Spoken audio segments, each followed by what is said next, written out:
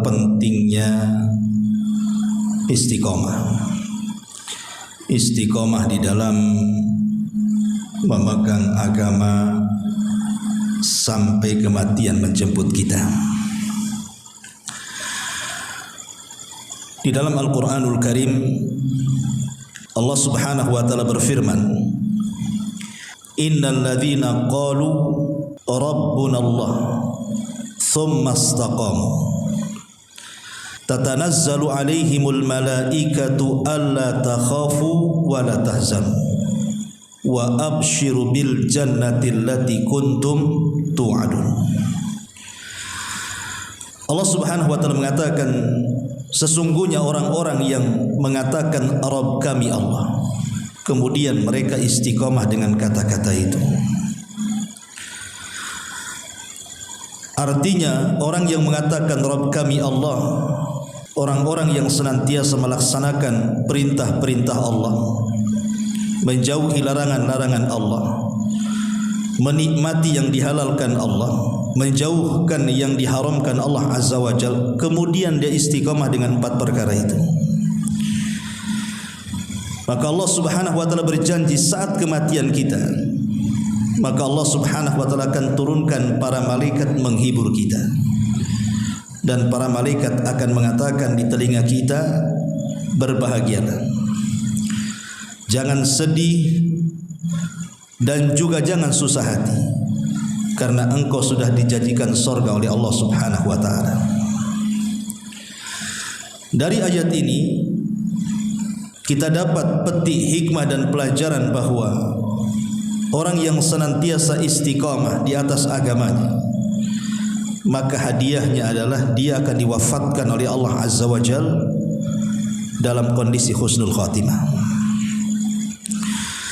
Ma'asyiral muslimin yang dimuliakan Allah Azza wa Jalla, ada beberapa kisah sebelum kita masuk tentang poin-poinnya, tentang bagaimana para ulama saat wafat, para ulama yang mengajarkan kepada kita betapa mulianya istiqomah itu. Dikisahkan dari Hasan Al-Basri rahimahullahu ta'ala, lamma hadarahul mautu, ketika beliau menjelang wafatnya, dakhala alaihi rijalun min ashabihi, teman-temannya datang. Dan Imam Hasan Al-Basri ini hidup di generasi kedua setelah para sahabat, yang disebut dengan generasi tabi'in. Dan Imam Hasan Al-Basri ini terkenal sebagai Sayyidut Tabi'in, pemimpinnya para tabi'in. Dikenal keulamaannya, bahkan ucapannya kalau bicara itu persis seperti Nabi. Untayan-untayannya itu seperti sabda Nabi, saking indahnya. Jadi Hasan Al-Basri saat detik-detik wafatnya datang teman-temannya.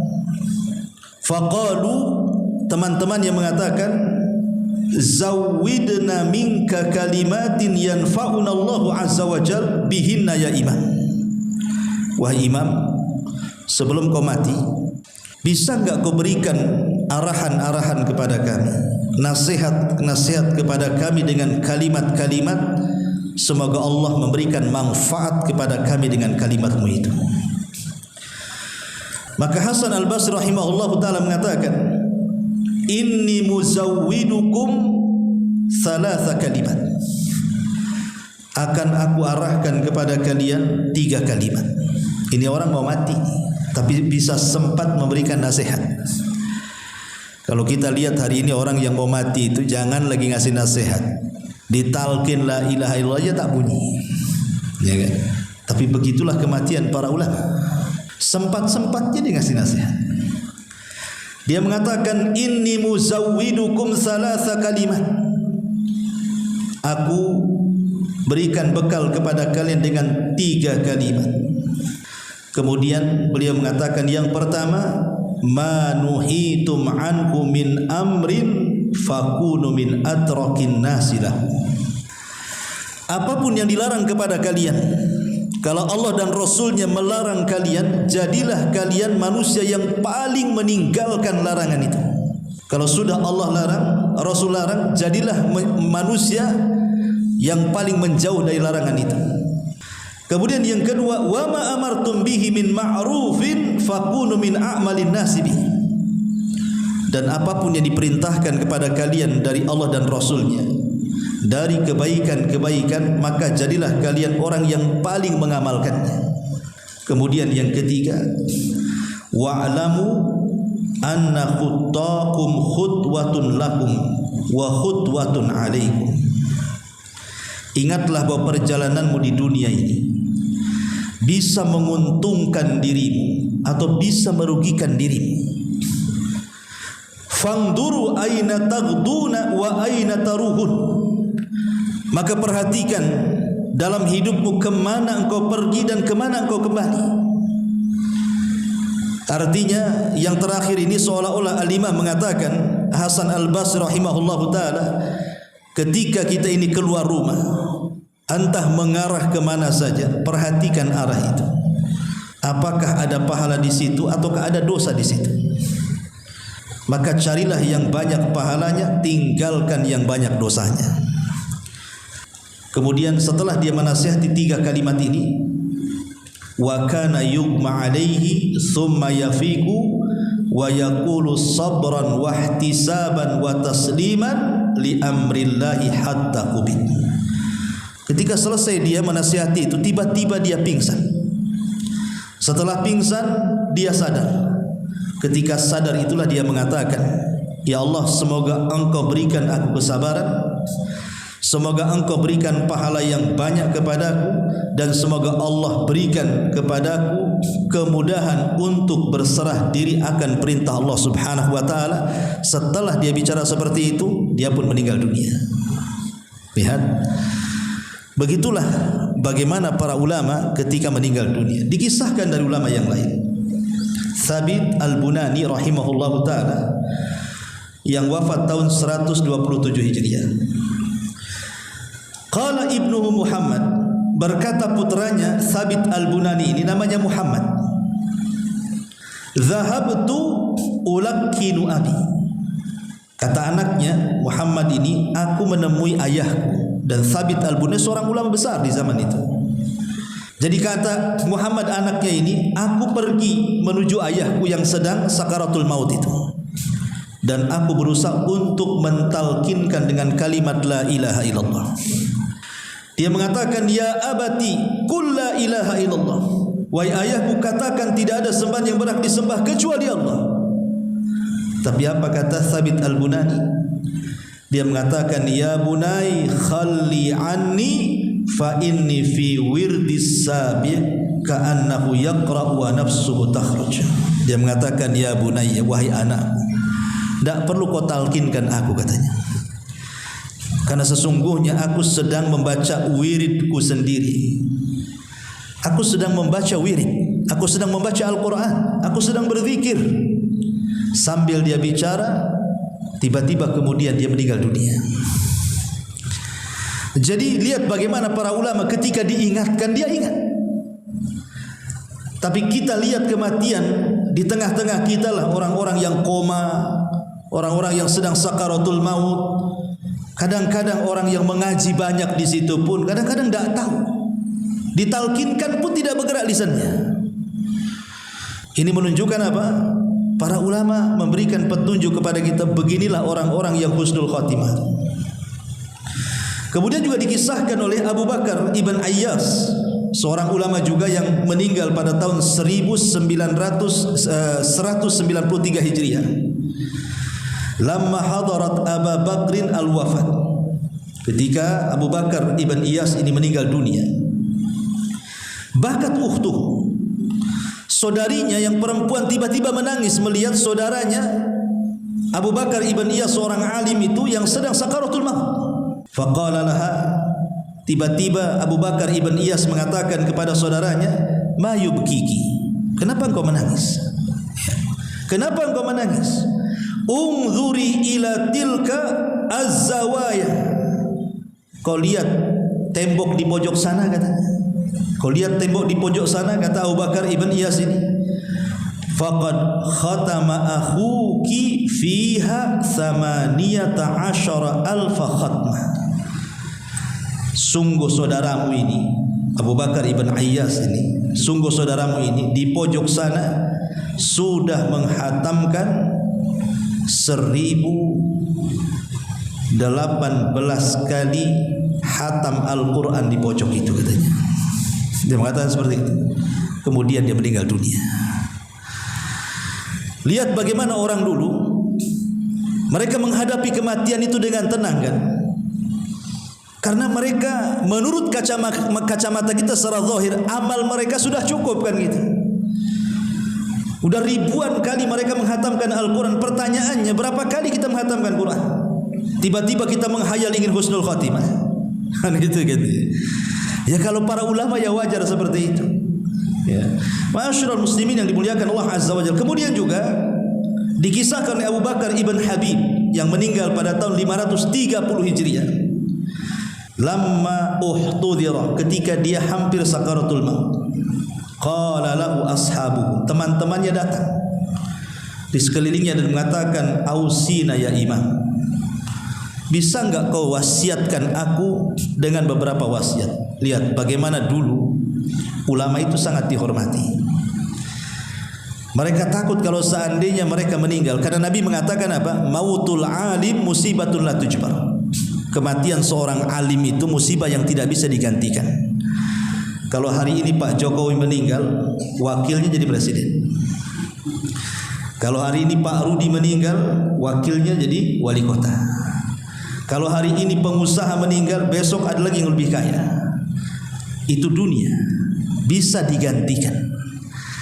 Tapi seorang ulama kalau meninggal tidak ada gantinya. Itu Nabi yang ngomong, mautul alim musibatun la tujbar. Kematian orang alim itu musibah yang tidak digantikan. Imam Syafi'i meninggal, siapa penggantinya? Tidak ada. Imam Ahmad meninggal, siapa penggantinya? Tidak ada sekelas Imam Ahmad. Imam Abu Hanifah meninggal, Imam Malik meninggal, imam-imam besar lainnya meninggal. Siapa yang menggantikan? Ulama-ulama kita di negeri kita meninggal, siapa yang menggantikan? Yang menggantikannya lebih bodoh daripada ustaz-ustaznya, kan sebelumnya. Tapi kalau presiden boleh jadi mungkin yang setelahnya lebih baik atau mungkin lebih jelek, kan begitu. Makanya Rasul mengatakan mautul ali musibatun la tujbar itu. Makanya dulu ulama itu dihargai. Kalau sekarang tidak, ulama itu diobok-obok kalau sekarang ini. Gitu ya. Wah, dimacam-macamin sekarang ini. Yang bukan ulama aja so jadi ulama sekarang ini. Yang ulama beneran tidak diulamakan, yang artis jadi ustaz itu pula diulamakan. Belajar dah di mana dia?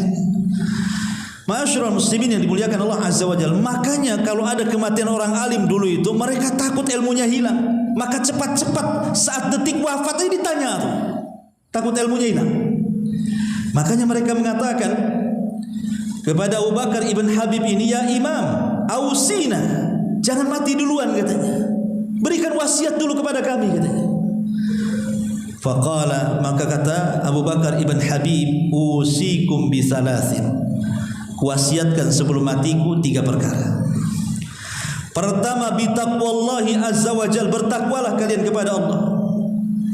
Yang kedua, wa muraqabatuhu fi khalawat, ingatlah Allah di waktu kau sendirian. Karena betapa banyak orang-orang yang ketika bersendirian bermaksiat pula dia kepada Allah Azza wa Jalla. Dan itu dosa yang paling besar. Kalau orang bermaksiat saat bersendirian dengan Allah, bukannya berzikir malah bermaksiat, itu bisa menghapuskan pahala sebesar gunung Tihamah, kata Rasul. Kan nanti pada hari kiamat ada orang-orang yang membawa pahala sebesar gunung Tihamah, tiba-tiba dihancurkan gara-gara maksiat yang bersendirian kita dengan Allah Azza wa Jalla. Dan sekarang maksiat yang bersendirian itu mudah. Kalau dulu maksiat yang bersendirian itu mungkin orang pacaran berdua di kuburan, kan itu ya, atau di mana, nggak ada yang tahu kecuali dia dan Allah saja, dan ketiganya setannya lah di situ. Sekarang cukup dengan handphone saja bisa maksiat sendiri di kamar itu. Ya barho, ya kan, berita-berita nggak jelas, nonton film yang nggak layak ditonton, gambar-gambar. Sekarang bisa maksiat sendirian. Ma'asyiral muslim, makanya di sini dinasihati wa muraqabatuhu fil khalawat. Ingat Allah saat bersendirian. Kemudian wahdharu masra'i hadza, dan ingat saat posisimu seperti aku ini, saat kalian seperti aku ini, kira-kira apa yang harus kalian siapkan? Jangan menunggu seperti aku sekarang ini. Artinya disuruh berbekal di sini. Wa tazawwadu fa inna khaira zadi taqwa, berbekalah kalian karena sebaik-baik bekallah taqwallahi azza wajalla, bertakwa kepada Allah azza wajalla. Kemudian juga dikisahkan dari ulama yang lain namanya Abul Waqti Abdul Awwal yang wafat pada tahun 553 Hijriah. Kana salihan katsiran dzikri. Abul Waqti ini orangnya saleh, banyak berzikir kepada Allah Subhanahu wa taala. Lamma uhtudira, ketika detik-detik wafatnya ini, kana akhiru kalimatin qalaha, akhir ucapan sebelum wafatnya dia mengatakan apa? Ya laita qaumi ya'lamun bima ghafara li rabbi wa ja'alani minal mukramin. Duhai kiranya kaumku tahu, duhai kiranya kaumku tahu bagaimana Allah sudah mengampuni dosaku dan telah menjadikan aku termasuk orang mulia di sisinya. Ayat ini menceritakan tentang siapa? Habibun Najjar. Jadi kalau ibu bapak baca surah Yasin, dalam surah Yasin itu ada kisah tentang Habibun Najjar. Jadi di zaman dulu, di zaman Bani Israel, ada satu perkampungan diutus oleh Allah Subhanahu wa taala 2 nabi. Tapi satu kampung tak mau beriman juga. Padahal 2 nabi diutus kepada kampung itu. Kemudian Allah mengatakan apa? Kami tambah 3, fa'ajazna bisalis, katanya. Kami tambah 3 lagi. Bayangkan, sudah 2 masih kurang juga, nggak ada yang beriman. Ditambah lagi sama Allah 3 nabi sekaligus satu desa. Tapi hidayah itu milik Allah. 3 nabi sekaligus diutus loh, nggak ada yang beriman. Dekilnya Bani Israel Yahudi itu. Akhirnya kemudian mereka justru malah mengancam nabinya. Rupanya ada orang yang beriman tapi dari negeri yang jauh, namanya Habibun Najjar. Langsung kemudian ketika 3 nyawa Nabi terancam, datang Habibun Najjar dari perbatasan kota itu, memperingati orang kampung itu dan mengatakan, kalian bersyukurlah sudah ada 3 nabi ini. Kok kalian tidak beriman? Jangan sakiti mereka, bahaya. Justru kemudian Habibun Najjar ditangkap. Habis ditangkap kemudian dipendam setengah badan, kemudian dirajam hidup-hidup sampai mati. Lah Habibun Najjar ini saat mati dia baca ayat ini, diabadikan dalam Al-Quran. Ya laita qaumi ya'lamun bima ghafara li rabbi wa ja'alani minal mukramin. Karena saat dia meninggal, dia digambarkan dia berada di surga. Makanya dia mengatakan, duhai kiranya kaumku tahu Allah sudah mengampuni dosa-dosaku dan telah menjadikan aku termasuk orang mulia. Ya tapi kan tidak mungkin kedengaran orang sudah mati. Ya, dia hanya ngomong untuk dirinya sendiri saja. Makanya kemudian ayat ini pula yang dibaca oleh Abul Waqti Abdul Awwal ketika meninggal dunia. Makanya terkadang tanda-tanda husnul khatimah itu diakhiri dengan baca Quran. Ada seorang syekh bercerita, jadi di Riyadh, di Arab Saudi sana, ada anak muda itu kecintaannya kepada Quran luar biasa, luar biasa. Dalam bus dia baca Quran, dalam pesawat dia baca Quran, ketika di mobil dia baca Quran, ketika di halte dia baca Quran. Pokoknya di mana saja dia tidak lepas daripada Quran saku dan dia baca terus tanpa ada perasaan malu. Coba kalau anak-anak muda zaman sekarang naik kereta, keluarkan Quran kemudian baca, di sampingnya ada gadis cantik, tak jadi, ya kan? Malu. Jangankan baca Quran, waktunya sholat pun tak mau sholat dia. Coba bayangkan, zaman sekarang ini seperti itu karena tidak ada iman lagi sudah. Allah takdirkan anak muda ini berada di dalam mobil, rupanya mobilnya kecelakaan, tabrakan. Ya. Semua mati di tempat. Anak muda ini pula sekarat. Akhirnya kemudian anak muda ini diselamatkan, dibawa ke mustasfa, ke rumah sakit. Sepanjang jalan dia terus terus membaca Al-Quran. Ketika kemudian dia sudah terbaring di ruang ICU, kemudian gurunya datang, seorang syekh itu berusaha mentalkin, tapi dia terus membaca Suratun Najm. Wan najmi idza hawa ma dhalla sahibukum wa ma ghawa wa ma yantiqu anil hawa in huwa illa wahyun yuha. Diulang-ulang ayat ini dan dia mati di ujung ayat wa ma yantiqu anil hawa in huwa illa wahyun yuha. Dan tidaklah Muhammad itu berucap dengan hawa nafsunya, yang diucapkanlah wahyu yang diwahyukan kepadanya, kemudian dia meninggal. Itulah Al-Quran, ya. Ma'asyiral muslimin yang dimuliakan Allah Azza wa Jalla. Tapi ada juga orang-orang yang meninggal itu subhanallah. Sampai-sampai seorang syekh ini bercerita juga, seorang syekh ini su'ul khatimah betul. Ayahnya seorang alim, tapi anaknya orang jahat, akhlaknya buruk, mungkin karena sudah terkena pergaulan bebas di Saudi juga. Dan orang tuanya tidak tahu kalau anaknya itu sudah narkoba, sudah mungkin berzina dan begitu seterusnya. Orang tuanya tidak tahu. Taunya adalah ketika terjadi kecelakaan, kemudian dibawa ke rumah sakit karena bapaknya seorang alim, maka berusaha mentalkin anak muda ini. Tapi apa yang terjadi? Setiap dikatakan ya bunayya qul la ilaha illallah, wahai anakku katakan la ilaha illallah, tapi apa yang keluar? Yang keluar nama gadis-gadis yang pernah dizinahinya, dan dia masih hafal namanya dan dia sebut satu persatu, dan yang terakhir ketika disebut disitulah nyawanya terakhir keluar. Auzubillah. Sul khatimah. Ya. Ma'asyiral muslimin yang dimuliakan Allah Subhanahu wa taala. Makanya kenapa Nabi SAW selalu meminta kepada kita umatnya, menganjurkan umatnya untuk berdoa agar kita wafat di atas kebaikan. Abdurrahman ibn al-Aswad juga dikisahkan ulama yang meninggal pada tahun 99 Hijriah. Lamma uhtudira Abdurrahman ibn Aswad, ketika Abdurrahman ibn Aswad ini detik-detik wafatnya, baka dia menangis. Faqila lahu, dikatakan kepadanya, wa ma yubkika ya imam, apa yang membuat anda menangis wahai imam? Qala, dia mengatakan, asafan ala shaumi was shalah, menyesal aku tidak memperbanyak puasa dan salat, katanya. Padahal dia ulama besar, dia ahli salat, dia ahli puasa, tapi dia masih menyesal dia kurang dalam puasa dan salat. Lah kita lo tidak pernah menambah dari yang wajib. Kadang puasa sunnah malas, salat sunnah malas, qiyamul lail malas, kan itu cemana pula akan mengatakan seperti ini. Harusnya kata-kata ini kan pantas untuk kita. Tapi dia ulama yang ahli salat, ahli puasa masih mengatakan ya asafa ala shaumi was shalah, katanya. Duhai kiranya aku ketika masih sehat betul-betul merajinkan kembali puasa dan salat.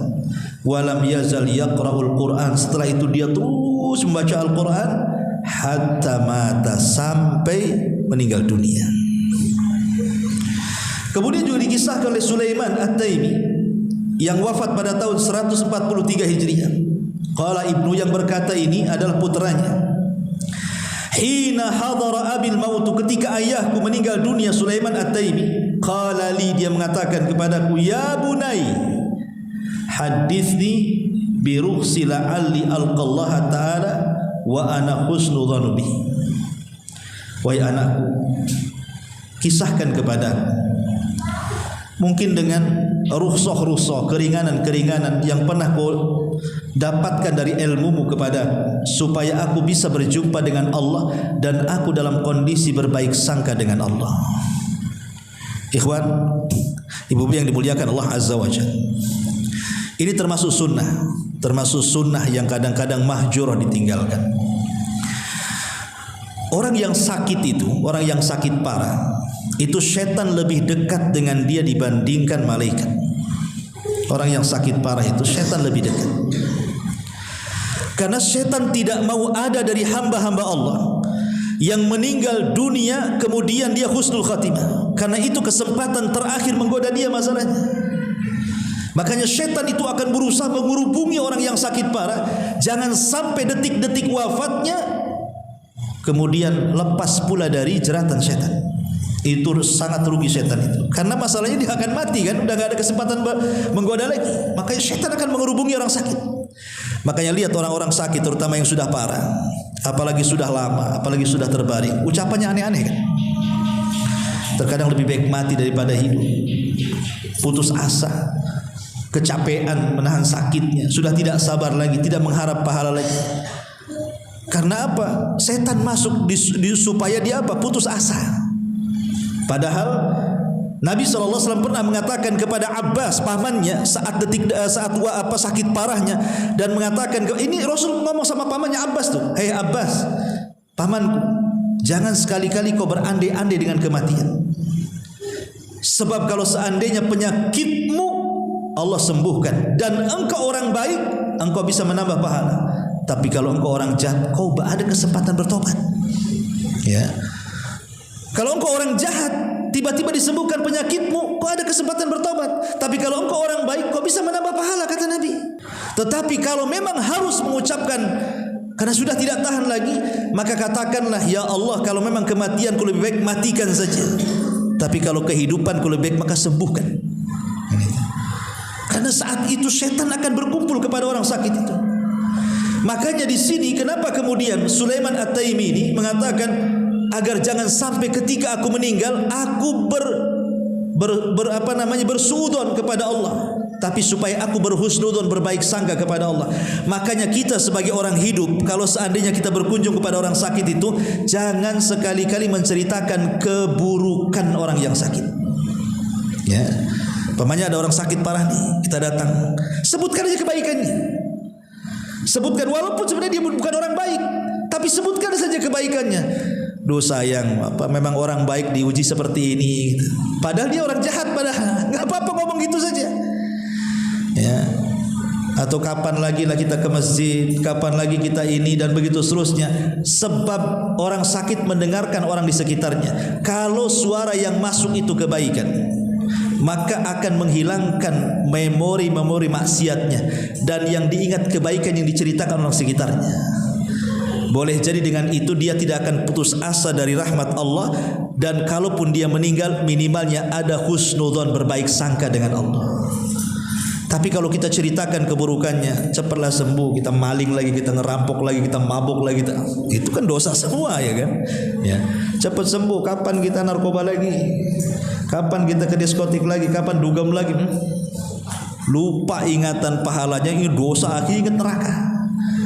Kalau sudah ingat neraka, suudzon kepada Allah. Kalau sudah suudzon kepada Allah, jangan pula kemudian dia mati, itu pula dosa yang terakhir yang ia bawa menghadap Allah, suudzon, berburuk sangka kepada Allah. Seolah-olah dia tidak akan masuk surga, pasti neraka. Itu bahaya tuh. Ya. Jadi kalau ada orang sakit, hibur dengan kebaikan, supaya harapannya lebih besar dari perasaan takutnya. Jangan diceritakan maksiat, karena itu waktu kita menceritakan kebaikan. Ya.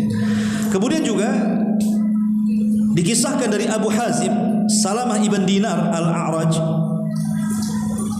yang wafat pada tahun 144 Hijriah. Dari Muhammad ibn Muttarif, dia mengatakan, dakhalna ala Abi Hazim Al-A'raj, kami masuk ke rumah Abi Hazim Al-A'raj lamma hadarahul maut, ketika detik-detik wafat.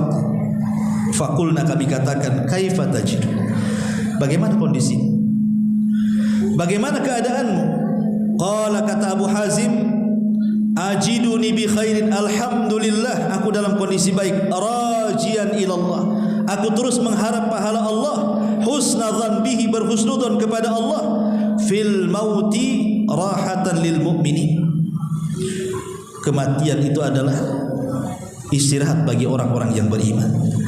Kemudian dia membaca, wa ma indallahi khairul lil abrar, ingatlah apa yang di sisi Allah itu lebih baik bagi orang-orang yang senantiasa berbuat baik di dunia. Kemudian dia meninggal. Lihat, ma'asyiral muslimin wal muslimat rahimani wa rahimakumullah. Ini beberapa kutipan bagaimana para ulama-ulama dulu gitu ya. Saat wafatnya itu rasanya indah sekali. Ada yang membaca Quran kemudian meninggal, ada yang sedang menasihati kemudian dia meninggal, ada yang sedang berzikir kemudian dia meninggal, ada yang sedang membaca la ilaha illallah kemudian dia meninggal. Macam-macam gambaran ulama-ulama dulu meninggal. Sekarang kita lihat gambaran-gambaran orang yang pernah Anda lihatlah saat Nazah meninggal itu. Ada enggak gambaran-gambaran seperti orang-orang seperti ini? Ataukah sebaliknya? Yang Anda lihat cuma diam terus mati gitu. Ngorok mati. Gitu kan. Lah dari sini kenapa pentingnya kita ini istiqomah. Makanya saat wafatnya Nabi SAW, semua para sahabat tidak yakin bahwa Rasul meninggal. Umar sampai sesumbar dan mengatakan, siapa yang mengatakan Muhammad sudah mati, ku penggal lehernya. Dia itu hanya sedang pergi 40 hari saja, nanti dihidup lagi dan akan mematahkan tangan dan kaki orang munafik itu. Saking gak percayanya Nabi itu wafat. Ali tidak bisa bangun kayak orang gila. Utsman lemas langsung. Semua para sahabat tidak sanggup bangkit karena gak yakin Nabi meninggal, kecuali Abu Bakar. Abu Bakar Siddiq radhiyallahu an tiba-tiba datang karena dia tidak tahu kalau Rasul meninggal. Dia dihabari Rasul meninggal. Kemudian dia datang dengan berusaha tenang, masuk ke kamar Aisyah radhiyallahu anha, putrinya. Kemudian disingkaplah wajah Rasul yang ditutupi kain, kemudian dicium keningnya dan mengatakan, tibta anta hayyan wa mayyitan ya Rasulullah. Sungguh indah jasadmu baik ketika hidup ataupun ketika mati wahai Rasul. Kemudian ditutup. Kemudian Abu Bakar keluar, langsung berkhutbah. Ini Umar sedang sesumber bawa pedang. Siapa yang mengatakan Muhammad mati, ku penggal lehernya. Kata Abu Bakar, uskut ya Umar, diam, duduk, suruh duduk. Ya. Tapi Umar tak peduli juga. Akhirnya Abu Bakar gak peduli dengan Umar, naik dia ke atas mimbar. Kemudian dia mengatakan di hadapan umat Rasul dan mengatakan, man kana minkum ya'budu Muhammadan fa inna Muhammadan qad mat.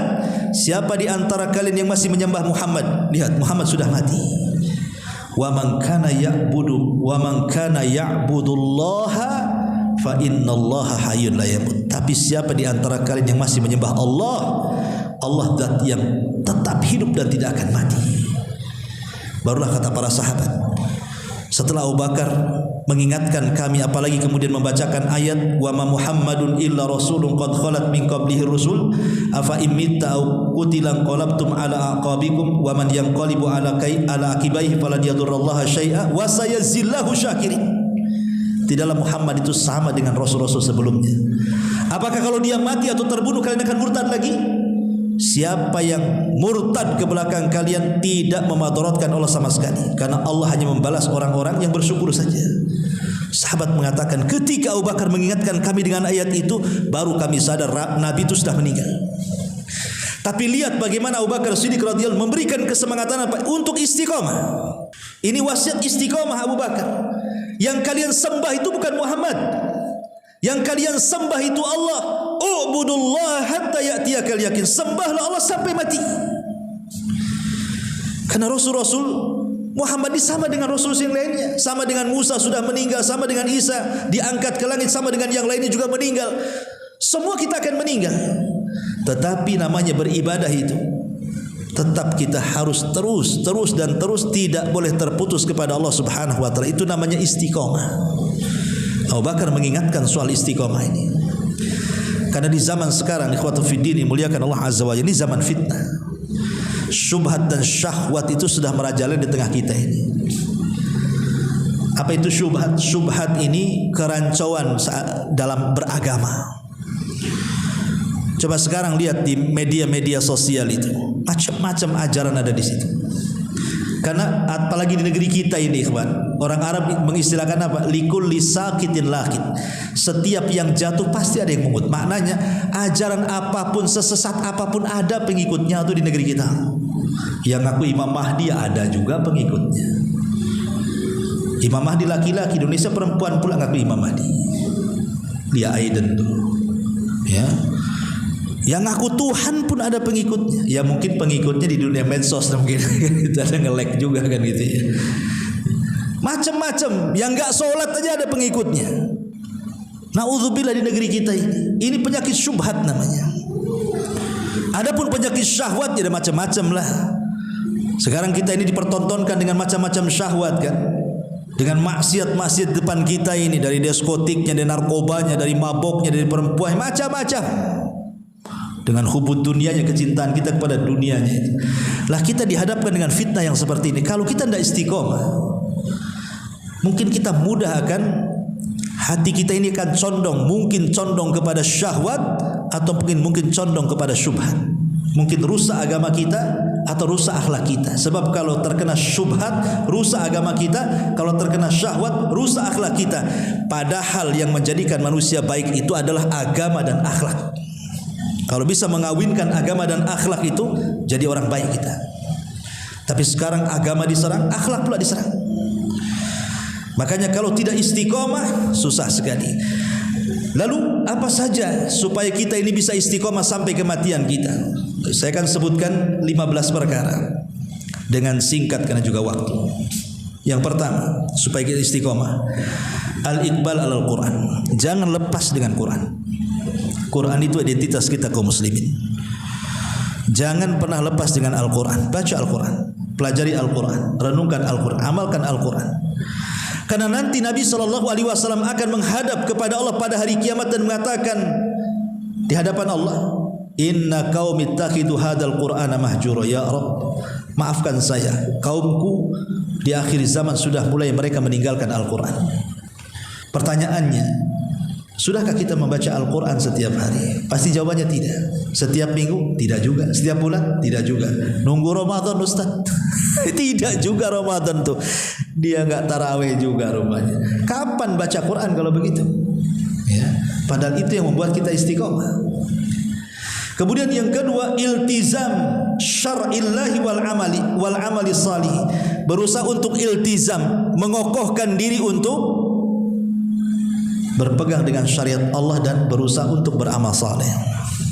Kalau seandainya kita diberikan oleh Allah kekuatan, ikhwatu fiddin yang dimuliakan Allah Azza wa Jalla, ibu-ibu dan bapak-bapak juga, cobalah setiap hari itu ada amalan yang kita amalkan. Amalan apa saja lah selain yang diwajibkan. Entah berupa zikir, entah berupa baca Quran, entah berupa menolong orang, entah berupa silaturahim, terserah. Kan amal soleh kan banyak, tapi minimalnya setiap hari ada. Makanya ketika Rasul mengumpulkan para sahabat, apa kata Rasulullah? Siapa di antara kalian yang puasa? Tidak ada yang jawab. Abu Bakar mengatakan saya. Siapa di antara kalian yang hari ini mengunjungi orang sakit? Tidak ada yang menjawab. Kata Abu Bakar saya. Siapa di antara kalian yang memberi makan fakir miskin? Tidak ada yang jawab. Kata Abu Bakar saya. Siapa yang hari ini mengikuti jenazah? Tidak ada yang jawab. Kata Abu Bakar saya. Bayangkan, Abu Bakar dalam satu hari puasa, mengunjungi orang sakit, mengunjungi jenazah, memberi makan orang sakit. Kata Rasul, tidaklah manusia ada 4 sifat ini pada dirinya kecuali dia masuk surga. Jadi kalau bisa setiap hari itu minimalnya ada 4 amalan lah yang kita amalkan. Kira-kira apa kan begitu? Ya. Karena semua itu akan ditanya di hadapan Allah Azza wa Jalla. Kemudian yang ketiga, tadabbur qasasil anbiya. Berusaha untuk tadabbur. Kalau kita ingin istiqomah, cobalah buka sejarah. Entah mempelajari sejarah Nabi, sejarah para sahabat, sejarah para ulama gitu ya. Maka kita akan semangat tuh. Kalau kita mendengar sejarah itu akan semangat. Ya, seolah-olah semua ada. Makanya kenapa kemudian di Quran itu Allah Subhanahu wa taala menceritakan para nabi kepada nabi. Kan Quran turun kepada nabi dulu kan. Jadi Allah menceritakan para nabi kepada nabi. Apa gunanya? Allah mengatakan linutsabbita bihi fuadak, supaya memantapkan hati nabi itu. Jadi kalau nabi umpamanya diuji oleh kaumnya, nabi-nabi dulu juga diuji.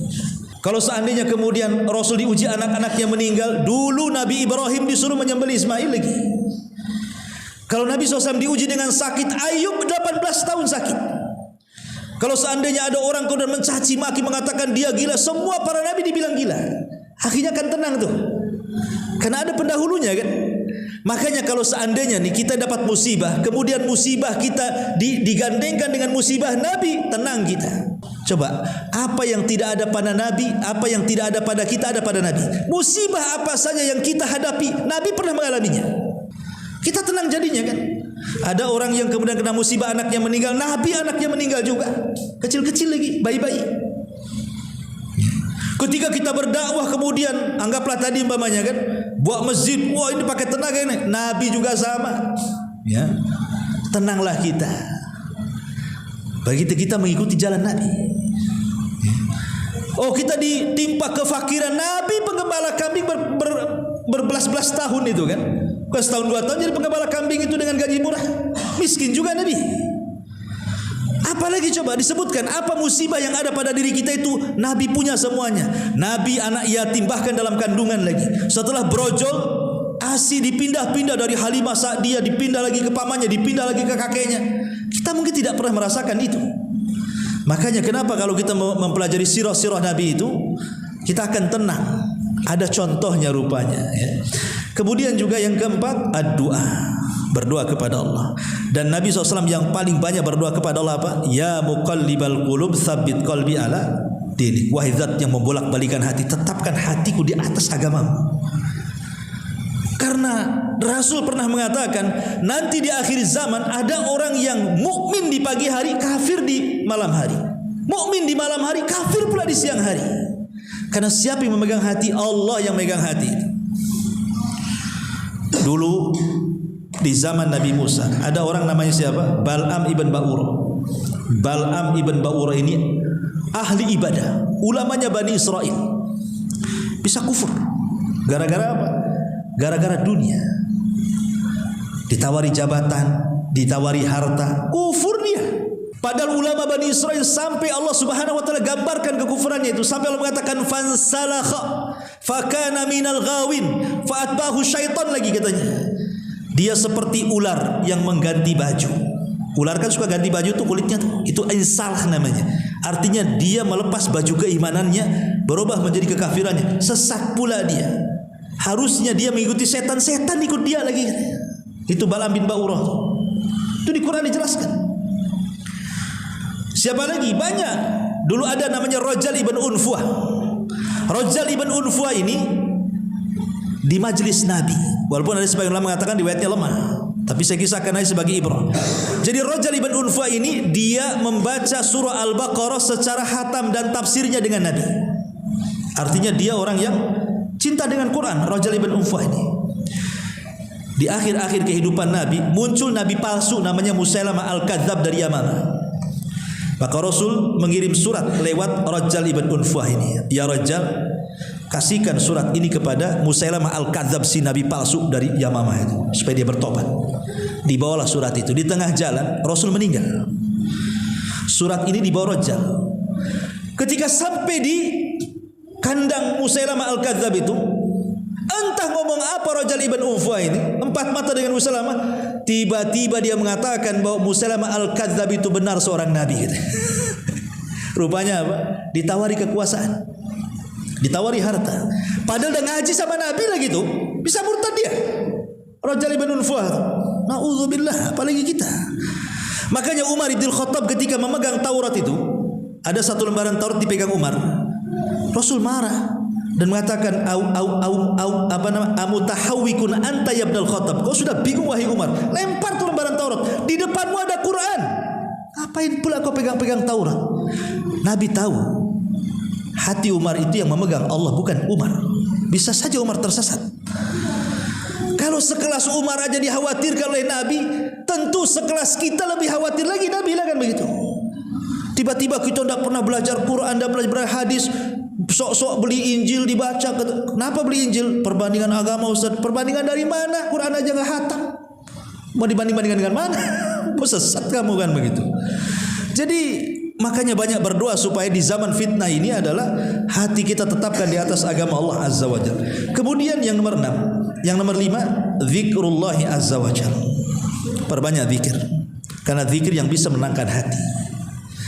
Kemudian yang nomor 6, al-hirsu ala an yaslukal muslim tariqan sahihan, berusaha untuk mencari jalan yang benar, talabul ilmi.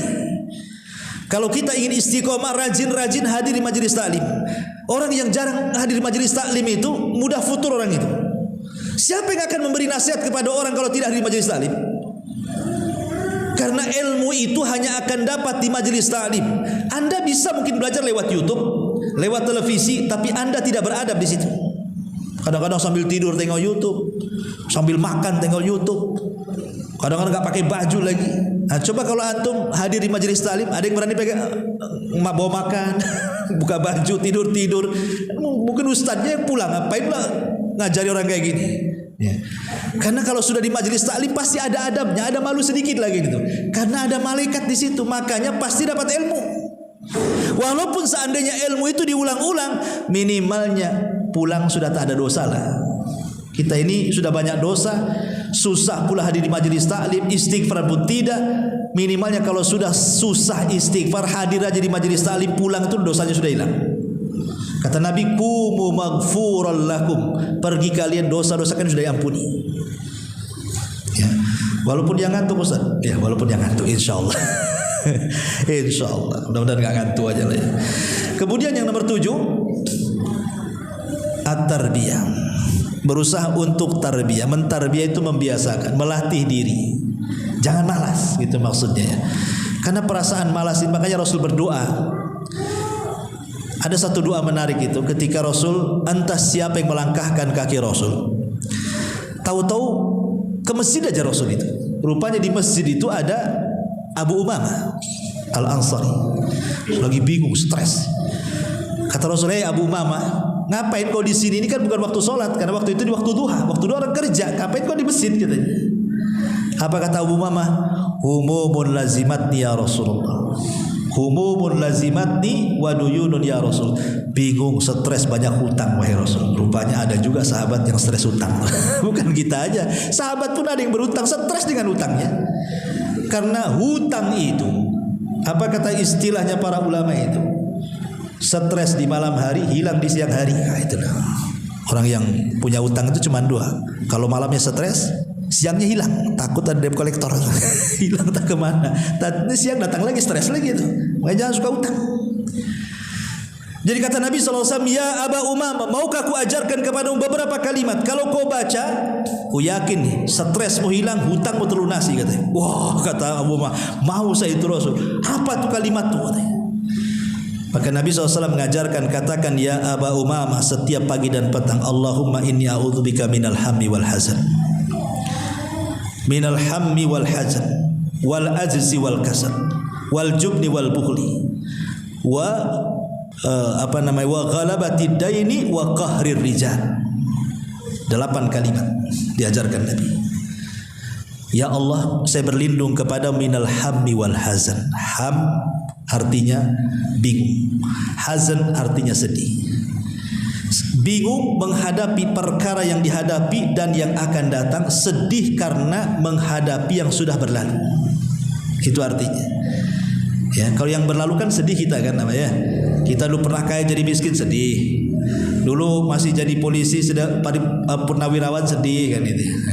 Udah pensiun sedih kan itu. Tapi kalau bingung ini sesuatu yang akan dihadapi, besok mau makan apa, besok mau usaha apa, itu namanya bingung tuh. Ya. Kita berlindung dari dua-duanya, dari bingung dan dari sedih. Kemudian minal ajzi wal kasal. Kita berlindung kepada Allah dari kelemahan dan kemalasan. Ini 2 penyakit bahaya ini. Lemah, malas, bahaya. Apa bedanya? Kalau malas dengan ajzi, dengan lemah itu. Kalau lemah itu orang pengen sholat, dia kepengen, tapi karena sakit stroke nggak bisa ke masjid, itu namanya lemah. Pengen ke masjid tapi lemah, nggak bisa datang. Malas bahaya, ya. Ada panggilan azan, dia bisa jalan tapi tak mau jalan, itu namanya lemah. Malas tuh namanya. Kan beda kan? Kalau malas itu bisa jalan tak mau jalan. Tapi kalau lemah gimana pula namanya lemah? Dua-duanya kita berlindung kepada Allah. Dua-duanya kita berlindung kepada Allah. Makanya kita berlindung dari kemalasan. Karena malas ini penyakit apa yang dilakukan orang malas? Coba tidur. Dunia saja tidak mungkin dicapai, dia apalagi agama. Orang malas itu duduk aja ngerokok sana sini. Kayak orang stres orang malas itu. Kita berlindung dari dua-duanya tuh, malas sama al-azz. Ya, sama kelemahan. Kemudian minal jubni wal kasal. Minal jubni wal bukhli. Kita berlindung dari kebakhilan dan kepengecutan. Orang bakhil ini bahaya sekali. Kemudian juga pengecut. Orang pengecut ini takut. Jangankan lagi mau usaha, mau lewat di tempat yang ada kuburannya tak jadi. Nanti kalau sudah sampai tuh digas motornya 100. Bisa nabrak-nabrak itu. Itulah orang-orang penakut tuh kayak gitu. Tergesa-gesa. Dan yang terakhir, berlindung dari terkalahkan oleh hutang ataupun jasa orang. Kadang-kadang orang kalau sudah banyak jasa kepada kita, kemudian kita disuruh tegur, bisa nggak kau nasihati si An? Nggak bisa saya. Kenapa?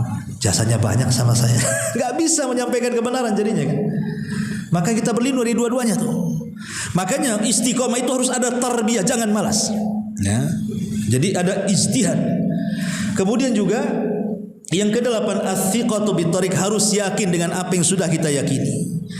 Kemudian juga yang nomor 9, mumarasatu da'wati ilallah, berusaha untuk membiasakan ngajak orang kepada kebaikan. Walaupun kita belum baik 100%, ajak manusia kepada kebaikan. Kalau maling, ketemu maling, kemudian maling tidak mengatakan jangan maling, dua-duanya maling sampai kiamat. Bisa dipahami ya? Tapi kalau maling bilang, jangan maling, boleh jadi salah satunya tobat. Masa saya maling teriak jangan maling, kau masih maling, saya enggak, malulah kan itu. Atau dia masih maling kawannya, betul juga kau. Akhirnya kan, kalau kita memberikan nasihat tunggu kita baik 100%, enggak akan bisa memberikan nasihat. Yang penting biasakan aja nasihat-nasihat. Boleh jadi dengan sebab itu hidayah kepada kita, itu maksudnya. Itulah istiqomahnya di situ. Kemudian juga yang nomor 10, al-iltifat haulal anasiril muthbitah. Berusaha untuk mengambil anasir, maksudnya poin-poin terpenting dalam hidup itu. Ibadah itu banyak, tapi ambillah yang paling penting dengan itu. Entah wajibnya dulu. Ya, kita biasakan yang wajib dulu. Ini aneh. Orang tidak pernah sholat wajib. Orang tidak pernah sama sekali sholat, tapi kalau masuk Ramadan, puasa pula dia. Puasa tuh. Nanti kalau dekat-dekat mau buka puasa tuh, sempet-sempetnya dia tanya korma. Mana korma? Kok kata dibeli bu? Kenapa korma? Itu sunnah Nabi katanya. Loh, kalau sunnah ingat dia. Sholat yang wajib tak ingat. Tarawih dia tarawih. Duhur pula tidak. Ini kan kurang ajar. Yang wajib kemana, yang sunnah kemana kan? Aduh, otaknya udah error. Kemudian juga yang nomor 11, as-siqatu binasrillah wa annal mustaqbalil Islam. Ingat, pertolongan itu datang dari Allah. Terkadang orang itu berpikir seperti ini. Kan di Quran itu kan sudah jelas ya. Orang-orang yang beriman itu kan janji-janji Allah banyak sekali akan diberikan kepada orang-orang beriman. Contoh, Allah mengatakan innallaha yudhafi'u 'anil ladzina amanu. Allah itu akan menolong, akan membela orang-orang yang beriman. Kemudian Allah mengatakan wa kana haqqan 'alaina nasrul mu'minin. Kewajiban bagi kami menolong orang-orang yang beriman. Dan Allah mengatakan man 'amila salihan min dzakarin aw untha wa huwa mu'minun falanuhyiyannahu hayatan thayyibah. Barang siapa yang beramal saleh dari laki-laki dan perempuan dan dia beriman, kami akan berikan kehidupan yang layak untuk dia. Bahkan Allah mengatakan wa'adallahu alladhina amanu wa amilus salihati la yastakhlifannakum fil ardi. Allah sudah janjikan kepada orang yang beriman dan beramal saleh akan diberikan kekuasaan di permukaan bumi. Lihat, orang yang beriman pertama dibela Allah, ditolong Allah, diberikan kehidupan yang layak Allah, bahkan diberikan kekuasaan lagi oleh Allah. Pertanyaannya, Ustaz, rasa-rasanya saya sudah beriman, tapi mana pertolongan Allah katanya? Kok saya gini-gini saja hidupnya, ngontrak-ngontrak saja hidupnya, usahanya tidak pernah jalan-jalan. Saya sudah sholat kok, sudah puasa, sudah ngaji. Apa betul yang berpuasa sekarang di dunia umat Islam? Rasa-rasanya saya sudah beriman, Ustaz. Manalah pertolongan Allah itu? Katanya janjinya banyak.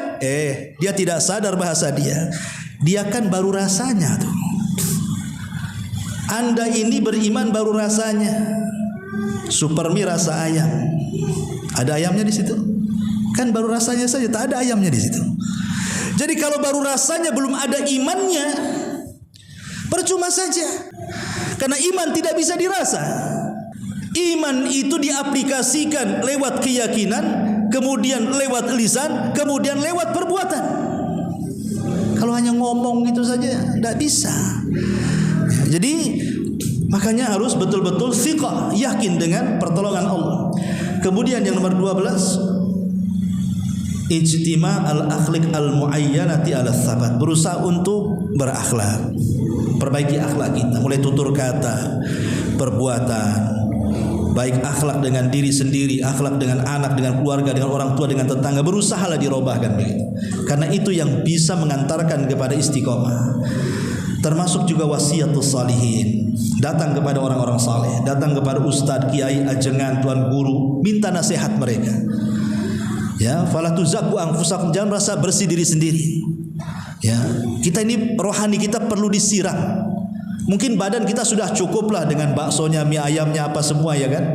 Hari-hari kadang makan 4-5 kali kita. Sudah cukup badan kita tuh. Ruh kita yang belum cukup. Hadir di majelis taklim, melihat YouTube pengajian atau datang ke orang saleh dan begitu seterusnya kan. Karena itu yang bisa memantapkan sebenarnya. Kalau tidak dilakukan maka kita akan futur. Kemudian juga zikrul maut. Ingat kematian. Karena kalau ingat kematian itu, itulah yang akan menghancurkan semua kenikmatan kita. Dan yang terakhir, ta'ammul fi naimil jannati wa adzabin nar. Kita senantiasa berfikir tentang indahnya sorga, kemudian juga azabnya neraka yang sudah saya jelaskan pada minggu yang lalu. Kalau kita sudah tahu nikmatnya sorga, pedihnya neraka, tentu kita tidak mau masuk neraka dan pasti kita masuk sorga. Dan jalan masuk sorga adalah dengan beriman dan beramal saleh. Sebab inilah di antara kunci-kunci supaya kita istiqomah. Istiqomah dari mulai balik sampai kita meninggal dunia. Wallahu a'lam bishawab. Ini yang bisa saya sampaikan.